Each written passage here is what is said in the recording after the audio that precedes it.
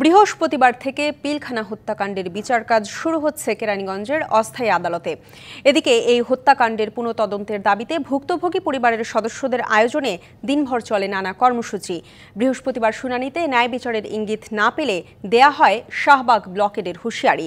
এছাড়া শুনানির আগ পর্যন্ত কেন্দ্রীয় শহীদ মিনারে অবস্থান করবেন আন্দোলনকারীরা। পিলখানা হত্যাকাণ্ডে দায়ের করা মামলায় গ্রেপ্তার জওয়ানদের নিরপরাধ দাবি করে তাদের মুক্তির দাবিতে কেন্দ্রীয় শহীদ মিনারে ভুক্তভোগী পরিবারের সদস্যদের এই গণজমায়েত। সমর্থন জানান বৈষম্য বিরোধী ছাত্র আন্দোলনের নেতারাও। পরে সেখান থেকে একটি পদযাত্রা প্রধান উপদেষ্টার বাসভবনে অভিমুখী রওনা হলে শাহবাগে আটকে দেয় পুলিশ। যদি ন্যায় বিচারের কোনো ইঙ্গিত আমরা না দেখি, অফিসিয়াল কোনো স্টেটমেন্ট কেউ না দেয়, অবশ্যই আমরা শাহবাগ ব্লকেট করব। আমাদের তরফ থেকে জানানো হয়েছে, উনি বলেছেন উনি অবশ্যই আমাদের বার্তা প্রধান উপদেষ্টাকে পৌঁছে দেবেন।